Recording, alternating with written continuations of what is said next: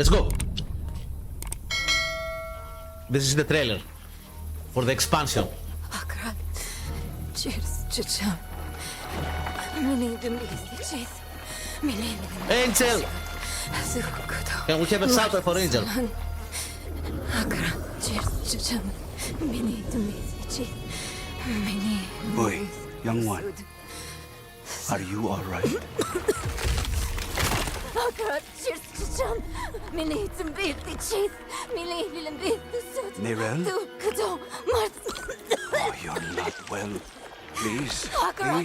please, my child, let me help you. Stay away from me. Did you do that again? Gabriel, is that how I raised you? Huh? What? No, mother. You haven't seen the trailer of this? I think you I have. must carry this burden alone. I must get to Akarat's tomb. But look at you. Ugh. You're killing yourself. I don't know how much longer I can. I'm here, little magpie. I missed you so much. I'm so proud of you. But now, I need you to give up. No. Of course it's you. Mephisto! Let go of me! Let's go. No. You made a choice. And I warned you, little magpie. There would be consequences.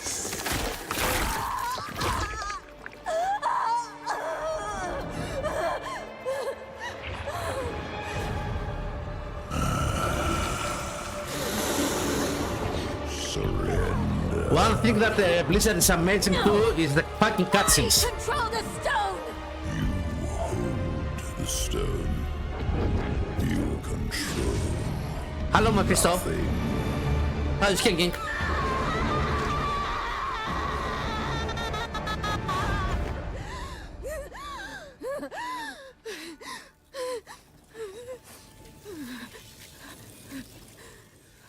The sword. Maybe you're right. Maybe I could use some help. Well, who's gonna help him, right?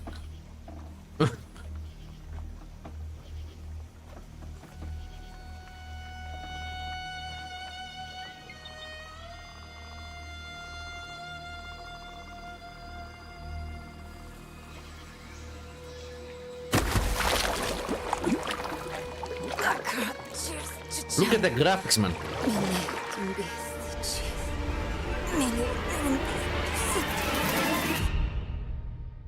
Let's go. Hello, Diablo community. I'm Adam Fletcher, Community Director for Diablo. The other one is a Welcome to our dwarf. Spiritborn showcase, where we're doing a It's from deep your, dive for this all-new class coming story, to Helen. Diablo 4, which will include a series of interviews followed by Q&A from Twitch chat. I'm joined here today with Game Director Brent Gibson. Thanks, Adam. We've been working hard to make something unique for Diablo, and we're finally here to actually talk about it. Brent, I can remember us at BlizzCon where we showed off our very first cinematic for Vessel of Hatred. Now we're actually here to showcase the Spiritborn for the first time. We're glad to have you back for the full reveal. Thanks. We've set out to make an all-new class that comes from the jungles of Nahantu, an apex predator with a deep connection to the spirit realm. So, without further ado, let's kick off this deep dive to the Spiritborn. Only a few among my people can become Spiritborn. As children, the most promising face judgment in the mist. Our trial begins and ends with pain. Those who are not called are culled. For the weak, all paths end here. For the worthy, that path leads to power beyond compare, and a sacred charge to wield it well. Though the mortal world was designed to break us, our hearts, our minds, our bodies. There is another, which makes us bold. We are without fear. We are without equal. We walk with the ancient guardians of the unformed lands.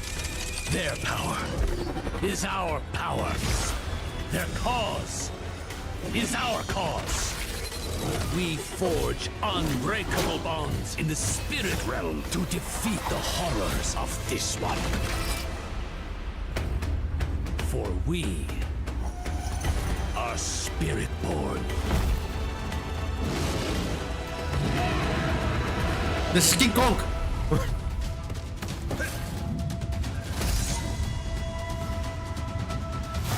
Okay. So he has some skills, right?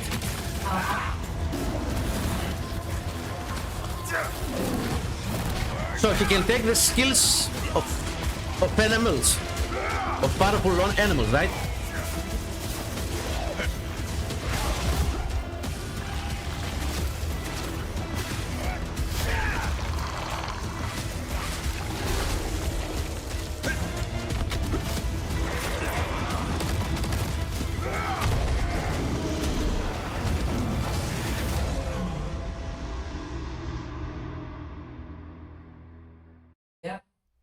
Wow, and there it is, the first look at the Spiritborn, the apex predator from the jungle. Awesome to finally show it off, and what an incredible trailer. To talk more about the Spiritborn, we would like to introduce Eleni Rivera Colon, narrative designer on Diablo 4. Welcome, Eleni. Thank you. I'm really excited to be here to talk about the Yota, Spiritborn class. you're I'm 2 also hours and a half a little late. nervous. You're fine. Okay, we're live. We're doing this live here for everyone. But obviously, Hello, Eleni, we Yota. just saw here How are in you? the trailer with the Spiritborn, and we saw a little bit about that spirit realm. Can you tell us a little bit more about what that spirit realm is? Yeah, so, I mean, to put it plainly, the Spirit Realm is a Oh, place I where like it. spirits go. It's this Mm-hmm. deeply spiritual place that's a byproduct of Sanctuary's creation. So, as you may know, the angels have the high heavens, the demons have the burning hells, and we have the Spirit Realm. You know, we're hearing a little bit about the high heavens and the burning hells here, and players have actually seen both of those places specifically.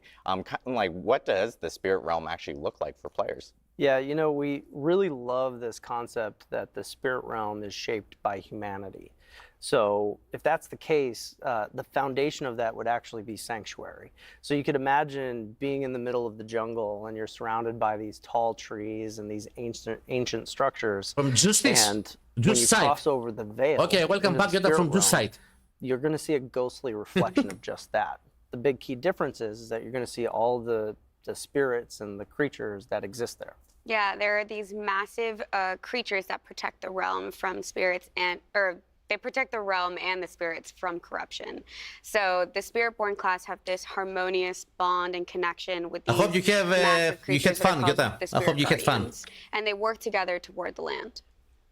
It's awesome to hear about the spirit guardians, and people saw them in the trailer a little bit there. Can you actually tell us a little bit more about who these spirit guardians are?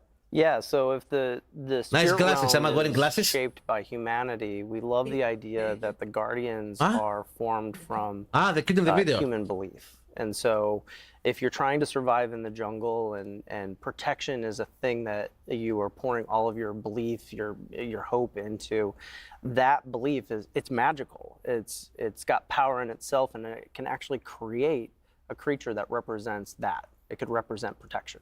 Yeah, so as Brent is saying, the Spirit Guardians are this complex creation of Sanctuary's creation along with this powerful human belief.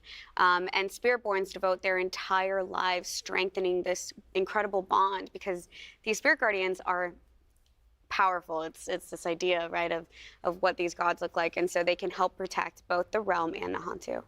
Okay. I hope everything went fine. People were, I hope everything went fine, and have a nice start. Summon one of these in there. Is that something you can do on demand? Like, how does that work? Yeah, very early on in concepting, we saw this one piece of a simple warrior raising their staff above their head in this massive spirit creature forming behind them. And that really became the lightning rod to a lot of thought-provoking ideas. I mean, we knew what we wanted to do mechanically with the class, but that image really solidified that the idea of summoning a god into battle was really cool. And that actually became the cornerstone for a lot of our development. So that's how they took the idea So for talking this about character. Spirit Guardians and summoning them, the Spiritborn class can summon 4 Spirit Guardians. The first one that I want to talk about is Razoka, and this guardian manifests in the form of a jaguar. So the belief of courage and ferocity, striking on the hunt, attacking a kill with no fear or reservations. The second one is Balazan, appearing as this massive centipede. The belief is balance and persistence. So although some people might see it as fear, it represents harmony and balance, so the give and take of life. And then we have Quatli. The manifestation of this is a majestic eagle, right? So to represent awareness and finesse, soaring above it all, having keen awareness of its surroundings and acting with intent. And then the last one is Woomba. This guardian manifests in a powerful gorilla, so this beacon of protection and strength, and a movable force that holds its ground and sustains under pressure. So it's great because we've heard a little bit about the spirit realm. We've heard about these 4 awesome guardians.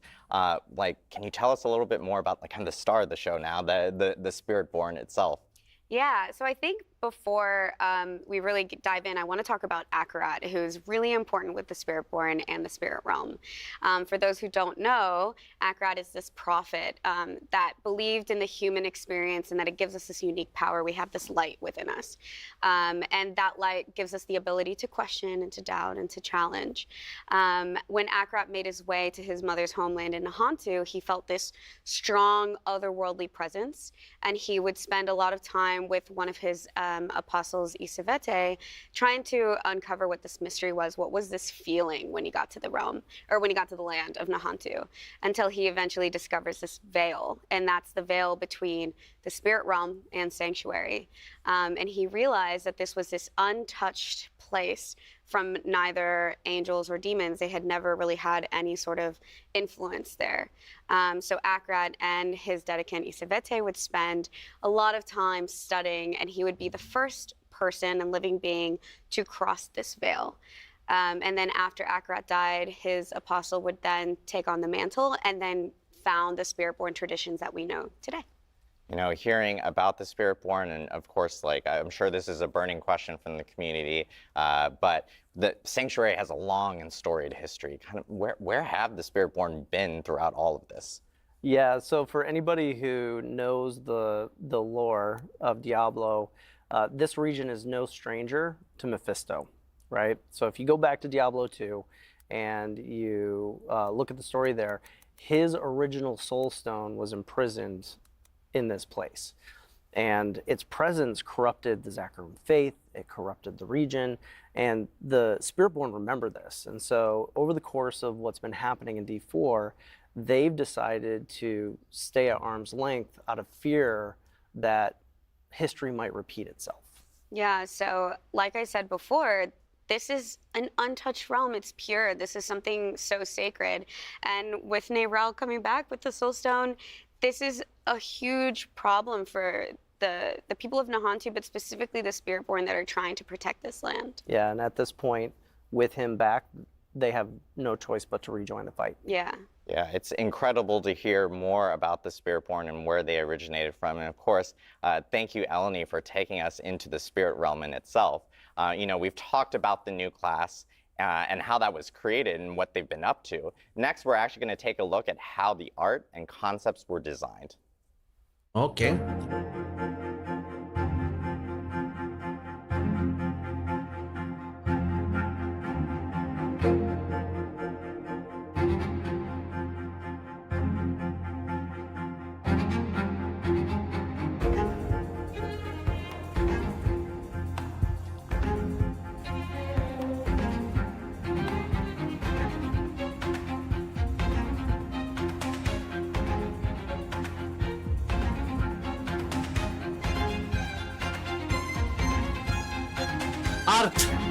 Art, magic art.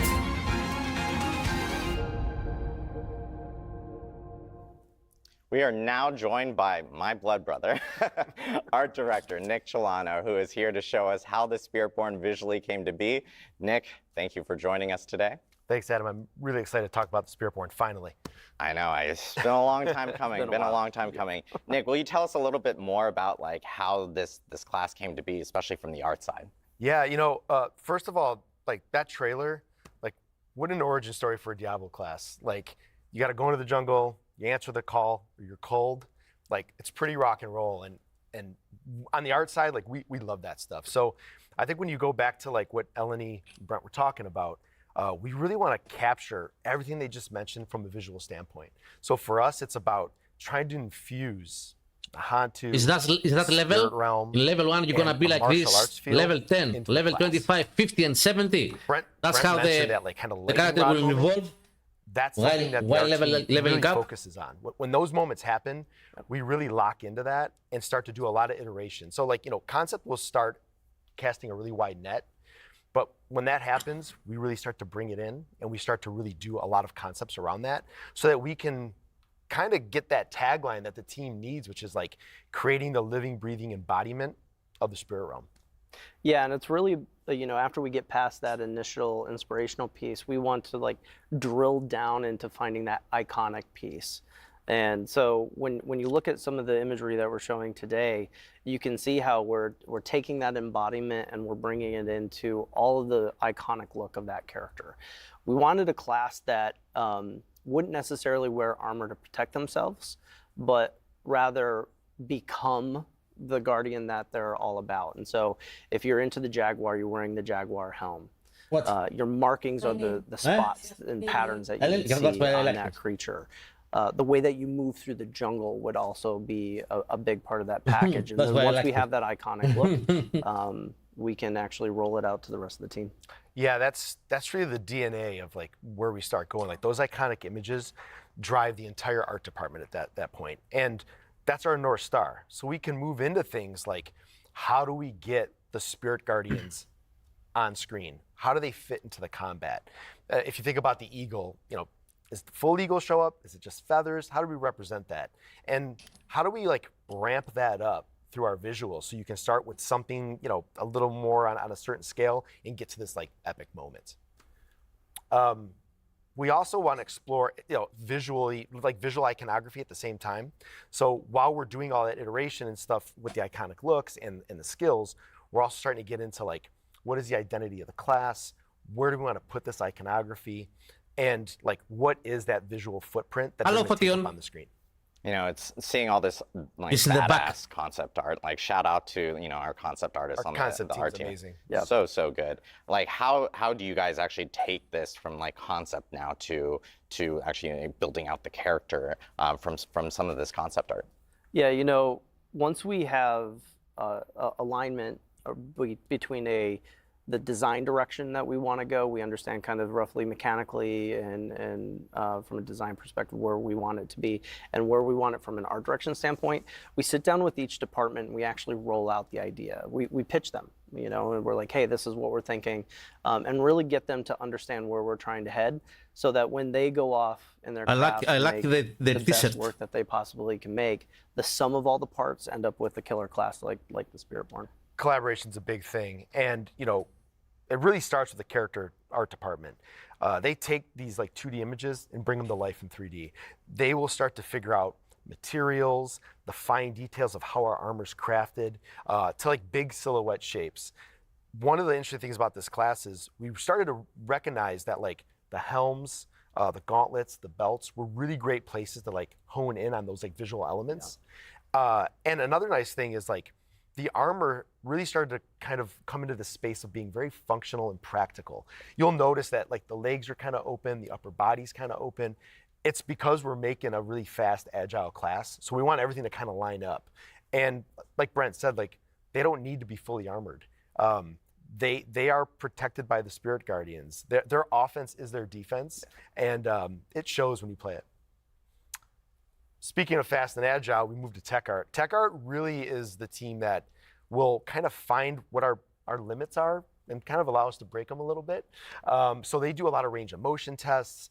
They're trying to figure out how we can get really dynamic poses, really dynamic lines of actions, and we want to push that because this class really needs us to kind of be in the spot where we're like kind of pushing the boundaries of what we've done normally. Yeah, it's awesome because like you guys mentioned like super like hyper mobile class and so the apex predator in the jungle itself, like how do you put that towards something like animation now, like getting the character to move and kind of telegraphing that through that animation? Yeah, like one of the key elements here is making sure that we have a combat archetype that's unique. So if you take a look at the original 5 classes, each one of them has a very distinct style. And so when we're thinking about the Spiritborn, we naturally went to martial arts. And what does that mean for the movement through the jungle? And actually, I feel like we found a really good Thunder. Yeah, like the animation team, like they went crazy with reference. They were looking at Muay Thai, Taekwondo, kickboxing, boxing, karate. There was a stunt woman that did these amazing like reference materials that we saw. And the really interesting thing here is we're not trying to like just mimic a martial arts style. We're really trying to find the best pieces of them and seeing where they fit, how can we manipulate them, how can we rearrange them in ways that make a really unique and interesting fighting style for the Spiritborn. Once the animation team has that, and like they, again, they have a wide range of options that they're looking at, they start to figure out like where it fits for each Guardian. So, for example, the gorilla is blunt force, lots of strength. The jaguar is cleaves, multi-hit combos, aggression. The centipede is like open palm strikes for applying poisons and unearthing things from the ground. And the eagle is about really precision movements and repositioning on the battlefield. So like they nailed it when it came to that. Honestly, it's like the combination of all the things that we put together. We'd been talking about character we're gonna take, what class we're gonna take when the expansion for Diablo. This one. And we'd been talking about this the last few days with all the people that we've met with. And they actually said, the majority of all the Diablo 4 players, when the expansion is gonna go out, they're gonna start with this one. If you had ideas, check out the Spiritborn gameplay and like if you have names, suggestions, like we got to name this thing. Exactly, we're all ears. That's right. Well, we've heard about concept, and we've heard about character art, tech art, and now we just heard about animation. I always call it kind of like the frosting on the cake, and that is kind of VFX, and that makes everything kind of pop a little bit. How does VFX actually play into something like the Spiritborn? Yeah, at this point, VFX is really they're an amazing bridge between like gameplay and the visuals of the game, and they had a really important lift, which was to try to figure out like, how do we represent like the You're gonna summon the spirits of the 4 Guardians. Together. Actually, that's what happens What is that here. fantasy? What is that story we're telling? So Eleni mentioned earlier that like there's this veil, right? So we needed to understand like how do you get the jaguar, for example, to like come through this veil, show up in Sanctuary, and exit through the veil. So visually, we're looking at like what is the spirit realm? So we have this like kind of bluish white mist. They come in through the veil. That bluish white mist kind of like trails off of them. They become physical. The jaguar is now engulfed in flames. This spirit guardian. It kills everything on the screen that you can that's around it, and then it exits through that veil and kind of like transitions into that blue white mist again. That's a fantastic story for us to tell, and it also allows us to start to understand like what are our pieces with the VFX and how to then ramp up our basic skills to be maybe lean a little more into the elemental side. Our core skills, we start to like kind of blend the two together. Maybe it's like the gorilla fish show up and they look like that spirit element, and then they, then you go into the ultimates where it's just like our spectacles like ramped up. And to be honest with you, like when it all comes together, like there is a feel to this class that is really awesome. Kind of like inherently martial arts has a rhythm and a cadence to it. This class has that. It's fantastic to look at. You feel it when you play it, and the art team, they killed it. They did a fantastic job. Yeah, I gotta give another shout out to the Diablo 4 art team. Absolutely killed it. The Spiritborn is fantastic. It's great to look at, great to play. But Nick, thank you so much for walking us through the creation of the Spiritborn. Reminder for everyone watching from home, we'll actually be holding a Q&A at the end of today's Spiritborn Showcase, similar to how we always do with all our live streams. You can drop your questions in the Diablo Twitch chat, and we will try to get to as many of them as possible towards the end of the show.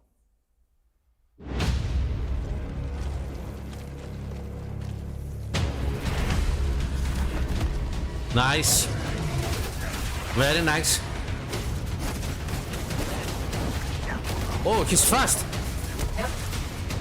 He's very fast. And very impressive. Like I can't keep up with me. Very impressive, nice. We've heard the lore, we've seen the art. Now let's get ready to talk about some gameplay. I know a lot of people are excited to hear more about how this class actually plays. So next up, we have Bjorn Mikkelsen, class designer, on stage to talk about the gameplay for the Spiritborn. Bjorn is actually here to tell us more about the Spiritborn's overall class kit and design. And later on, we'll get into some itemization, which I know every fan wants to hear about because itemization is, of course, incredible, especially within Diablo. Bjorn, welcome. Thanks for having me. I know Bjorn will be a fan favorite here because he's going to walk us through all the skills and the gameplay for how it works. So Bjorn, can you kick us off and tell us, a little bit about this new class? Absolutely. So yeah, just like high level, what is this class? Excellent question. So basically what Spiritborn are, they are these jungle warriors who are empowered by the spirits. They're sort of this dexterity-focused class and sort of masters of martial arts and hand-to-hand combat. And so what they do is, ultimately, all of their actions and their movements, they sort of resonate with the spirits to form sort of these unique combat styles as they're fighting. They sort of mix and match them to hit whatever sort of build they need. Too much awesome. So if you are a current Diablo player right now, or let's say I'm a current Diablo player, which I am, I play a lot of Rogue or Barb, where would you kind of place the speed and aggression of the Spiritborn? Yeah, I would say Spiritborn's definitely probably our fastest, most aggressive class. It's got multiple gap closers built into its basic attacks. It's got several movement skills, very high damage on those, as well as several ways to upgrade its evade skill as well. It's all about kind of getting on a target, sticking to it, and killing it.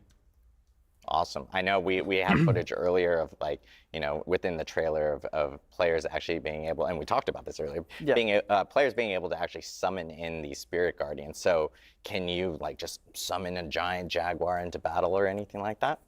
Yeah, absolutely. Yeah, kind of in addition to being these master martial artists, because they're empowered by these spirits, you'll see parts of the spirits, but then ultimately with the ultimates, the spirits themselves will show up on the battlefield and they'll empower you and deal damage.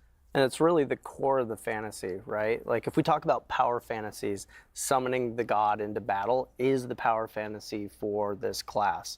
And one of the things that I really liked about that is that we were getting a bunch of feedback early on about making ultimates more meaningful, and we were actually able to do that with this class ground up.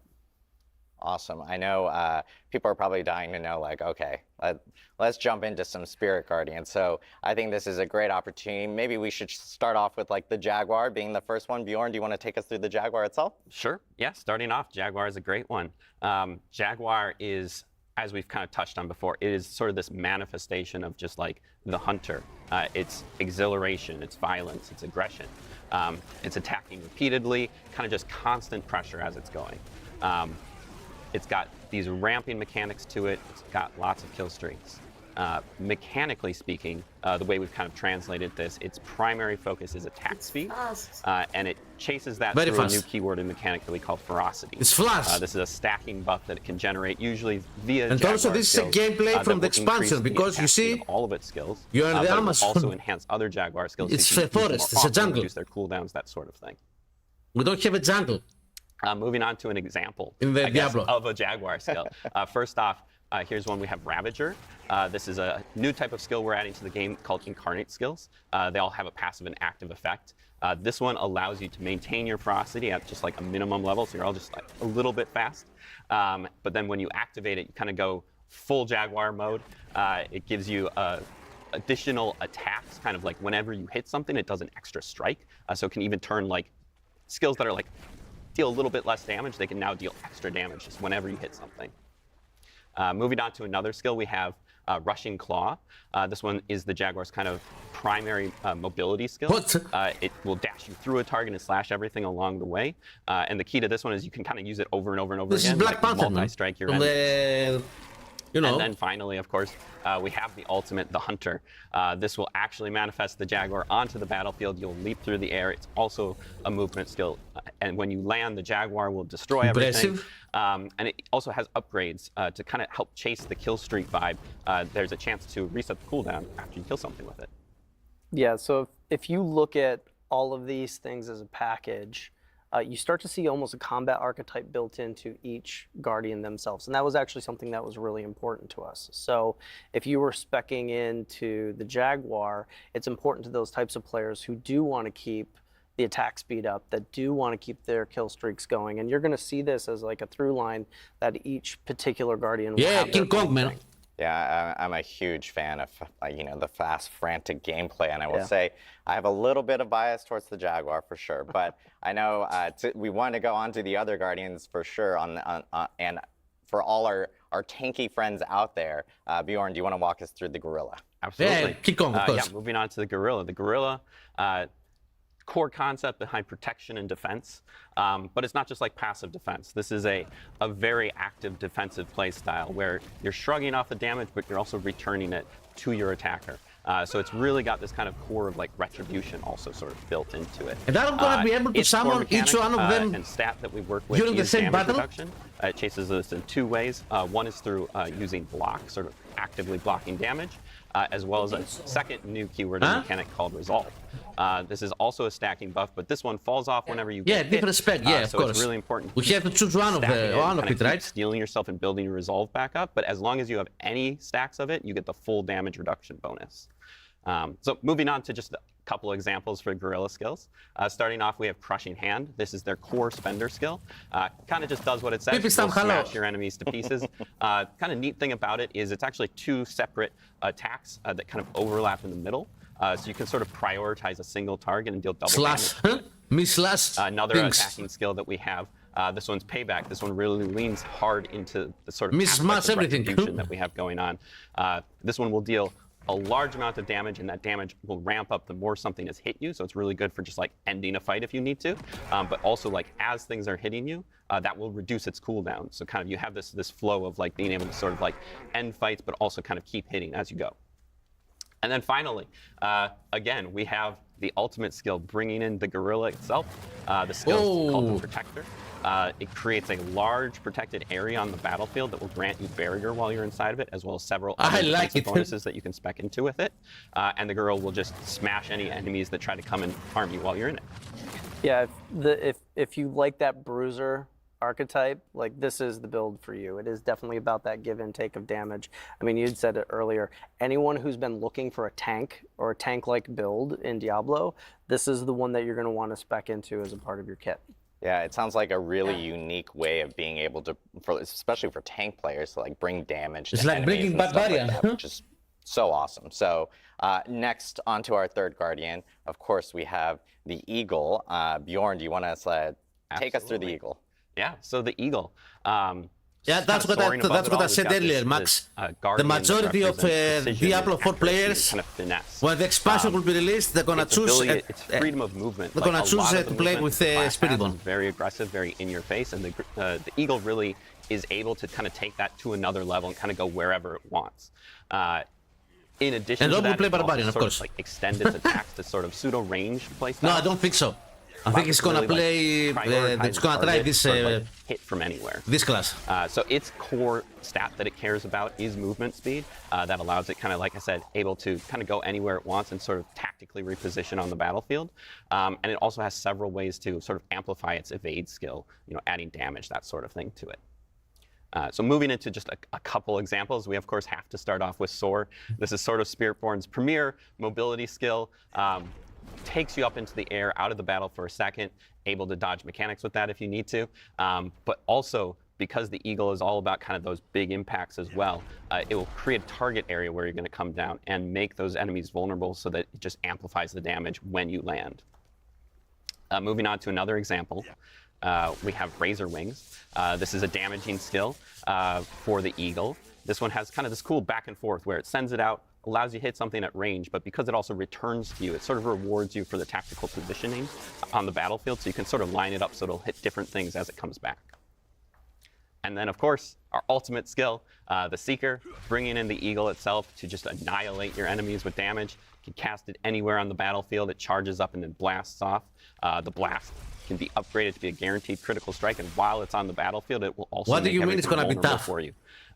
This is also like one of the first ultimates that we have, which will have multiple charges. We're gonna play the so you can expansion. use it back to back or like prioritize a target with it. Oh, And there's, Diablo like, a lot of expansion player point 2. Well, I'm gonna choose Diablo Yeah, expansion. this is Okay. really for that tactical I would player. prefer to play You Diablo know, expansion where than playing point positioning 2. is super PoE 2. important. You don't necessarily want to be constantly in the fray, so you still want to output that damage. Maybe you want to put it in a particular place in the encounter, but you can do it by going in and then you can get right back out. So for those players who really like that tactical position. Yeah, there are a lot of gamesmen coming. Yeah, That's it true. seems like the Eagle gives you that extra freedom of like in mobility, so you can kind of move in and out, especially with things like Soar, which is sick to see for sure. One of my So favorites. unique for Diablo 4 for sure on that end. Last but not least, of course, this is probably our most unique Spirit Guardian, and probably one that I'm sure a lot of people are like looking at and going like, oh, this has got to be crazy, and that is the Centipede. So Bjorn, how's the Centipede play out? Yeah, so moving to the Centipede. The Centipede's very unique. It represents this sort of abstract concept of the cycle of life and death, and the It's way making we've poison, chosen right? to interpret that Toxic is something. that it's sort of this epicenter of attrition, but it's also like really about just kind of like this endless or inescapable sort of persistence, and that's like really bad for your enemies, but kind of really good for you. So its core mechanics that it works with that persistence is damage over time, poisoning, crowd controls, that sort of thing. But then it uses those things to sort of empower and sustain itself. So also like leeching life and that sort of thing back to you, sort of draining your enemies as you kill them. Welcome to our channel. Paco, So hello, moving hello, on to Paco. just a quick example, Stinger is our core skill for the Centipede.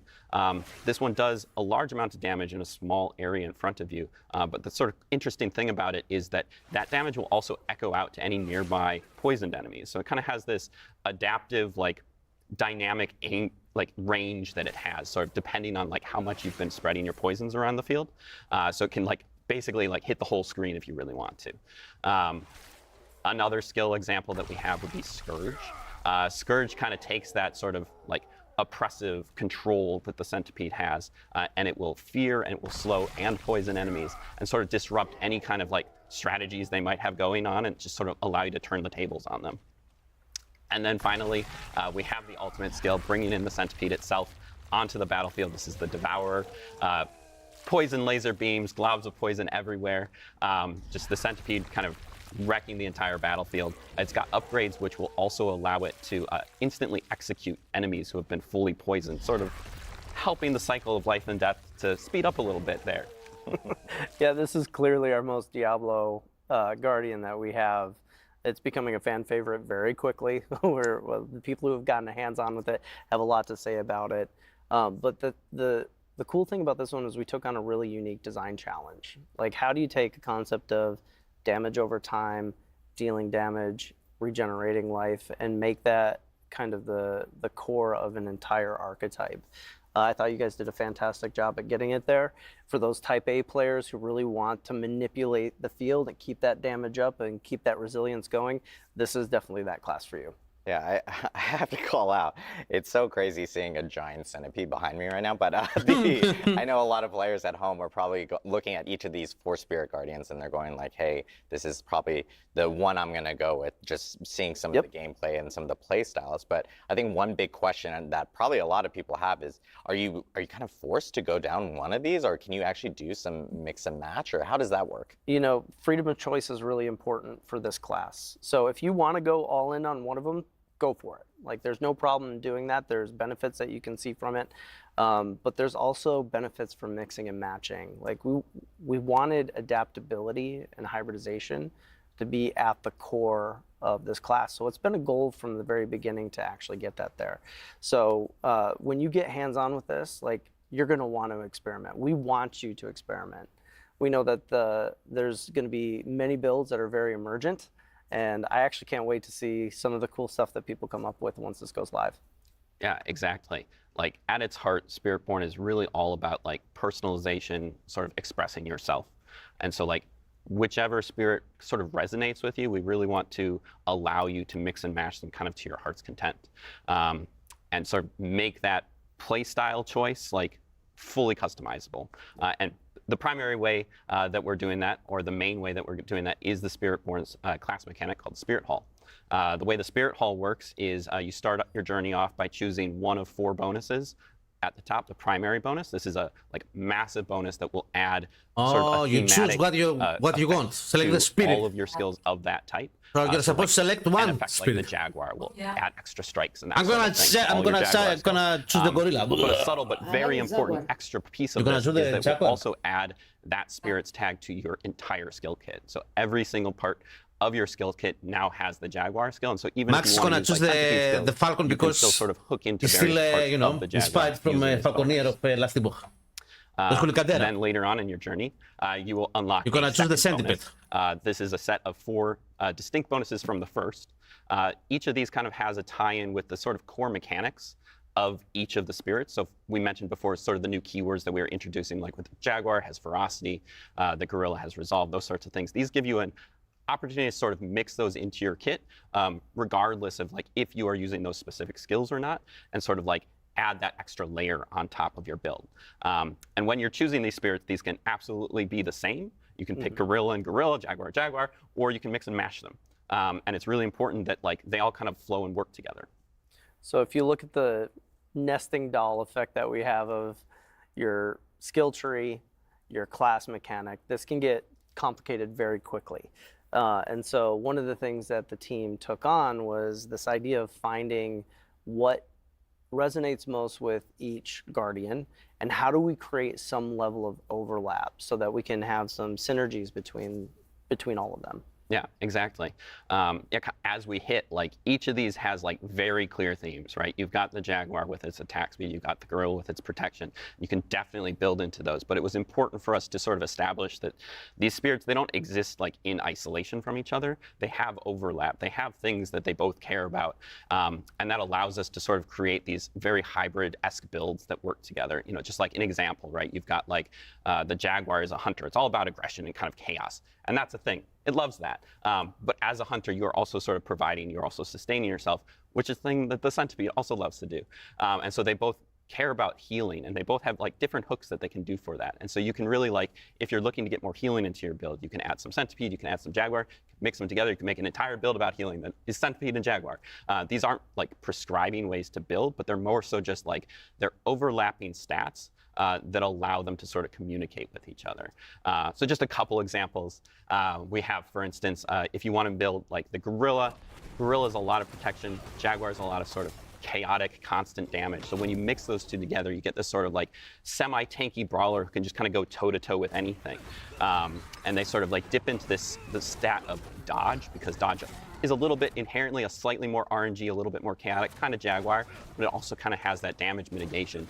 And so you kind of combine them together and you have this very like retribution, but also fast-paced playstyle. Another example would be potentially if we think about like the centipede and the eagle. The centipede's all about sort of debilitating your enemies and like making them weaker, and the eagle's all about like kind of finding those weak points and like getting these high damage, you know, bursts off. So when you add those two together, they both care about vulnerable and sort of like turning the tables on all of your enemies. And so adding that together kind of creates this character that's sort of just able to like prioritize a target, weaken it, and then just like cull it from the battle. Okay. Yeah, it's. I'm so glad Bjorn brought all these like really good examples for us. He's got a lot of footage for us to go through. It's awesome to see all these skills and how they work with the actual Spirit Guardians. And of course, the big popular topic that comes with every single class is itemization. And I know we have a lot to talk about with legendary aspects and some uniques as well. So Bjorn, Brent, like how does itemization work with Spiritborn?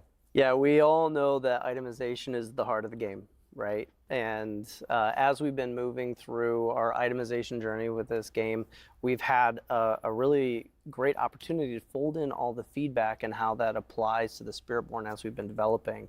And one of the cool things that we did was took the opportunity to actually lean into the things that you get from items and see how they build into the spirit's abilities themselves. So we're going to show a few examples of that. Now, this is just the tip of the iceberg.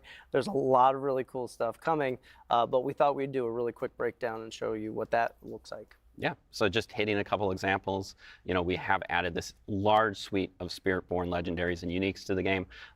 But just to break down kind of some of our thoughts as we were working with them, sort of the types of legendaries you can expect to see. One example, as we were just speaking about sort of these hybridization things, there's a lot of different stats in our game and sort of making them work together, not just like work together, but like be cool together. So we kind of have this category of items that will sort of interweave a couple of different stats. Secondly, we have our power augmentation legendaries. These just kind of let you take like your favorite skill and ascend it to its final form and just kind of like go crazy with it. And then thirdly, we have sub-powers. These are sort of things like, we think of them like rogue grenades, barbarian dust devils. These are sort of things you can sort of build around. They're sort of almost like skills, but they don't exist in your skill tree as things you can put on your bar. And then finally, we have our unique items, which are there to enable you to sort of make the craziest builds you can think of.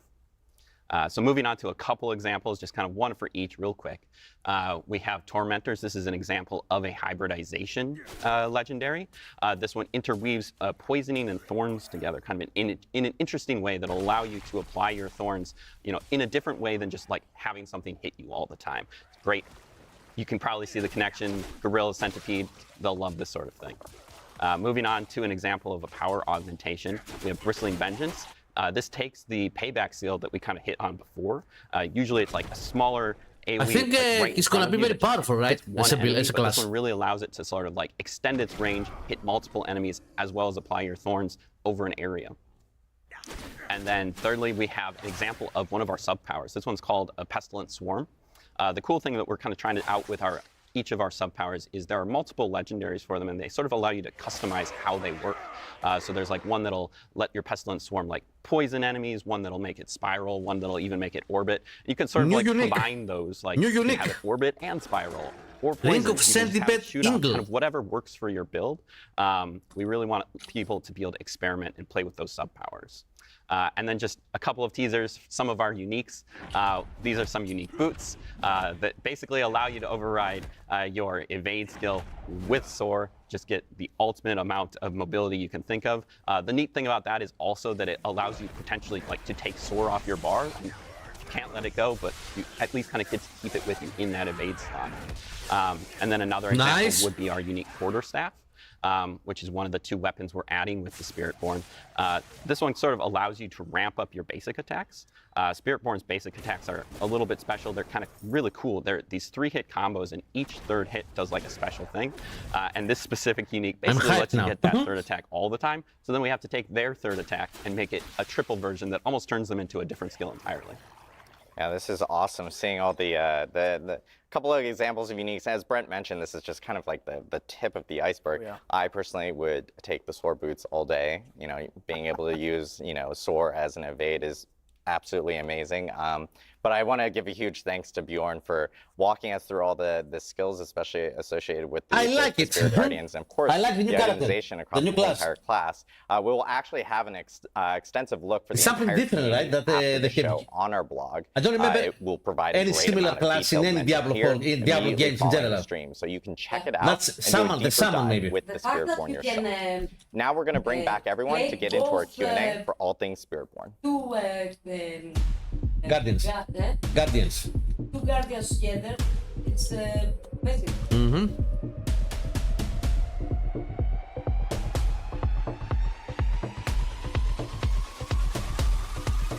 Nice, very nice.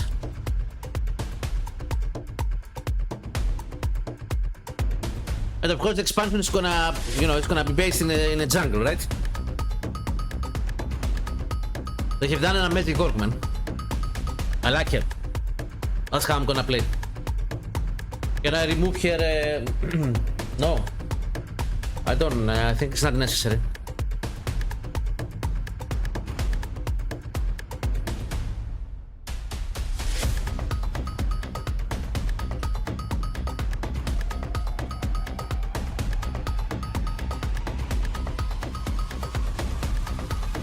And you have a Panther as a mount, right? So that's the new character. I like it. It looks very interesting. My favorite one is King Kong Gorilla. Of course, we're gonna play the game when it's gonna be out, right? It's gonna be released.